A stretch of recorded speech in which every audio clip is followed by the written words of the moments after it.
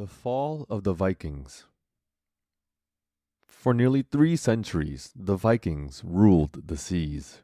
Their longships carved through mist and storm, reaching from the frozen north to the rivers of the east.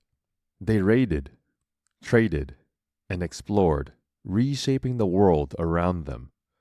But their fall came not in one great battle, but slowly through the quiet turning of time. The Viking Age began with freedom, small clans led by jarls, guided by their gods, and bound by loyalty to the sea.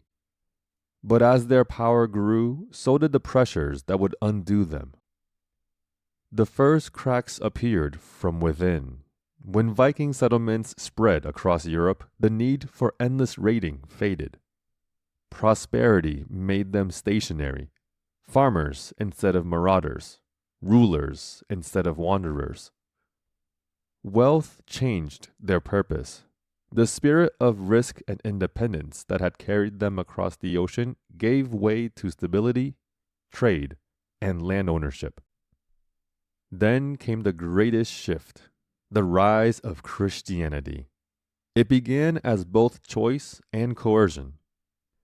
Some kings converted willingly, seeing the new faith as a way to gain alliances and trade with powerful Christian empires to the south.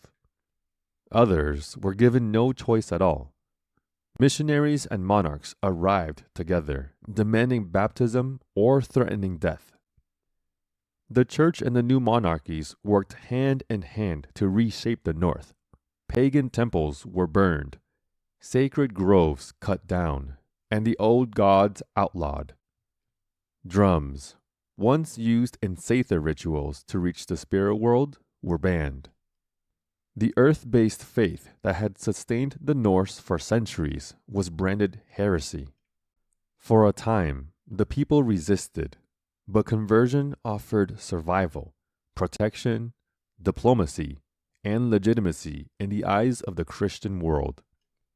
Slowly, the old ways slipped underground, and the sound of the drum faded from the forests of the north. The rise of monarchies dealt another blow. Viking society had been fiercely independent, guided by local assemblies called things, where free men and women could speak their minds.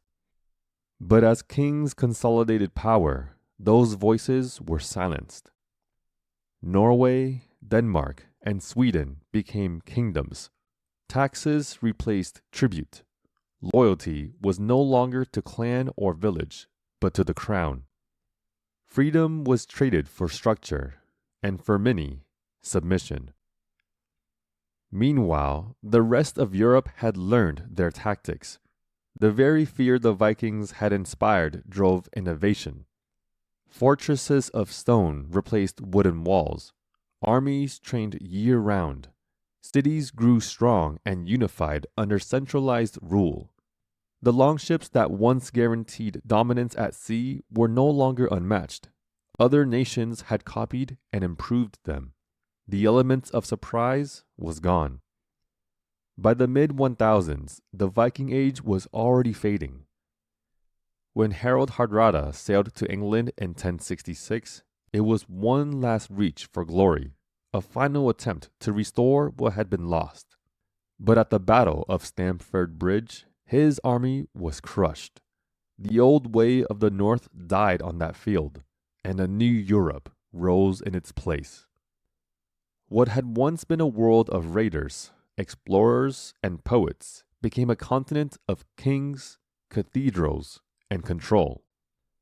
The church and crown had succeeded not only in conquering land, but in shaping thought itself. And yet, not everything was lost. You can still hear their echo in the Scandinavian languages, in the words sky, window, and anger. You can still see it in midsummer fires, in rune carvings, in the pride of Norse identity that refuses to disappear. The Vikings didn't vanish. They were transformed, absorbed into a world they helped create. Their fall wasn't only the end of a people, but the birth of the Europe we now know. So what do you think? Did the Vikings truly fall? Or did the world simply become too small for them? Tell me below.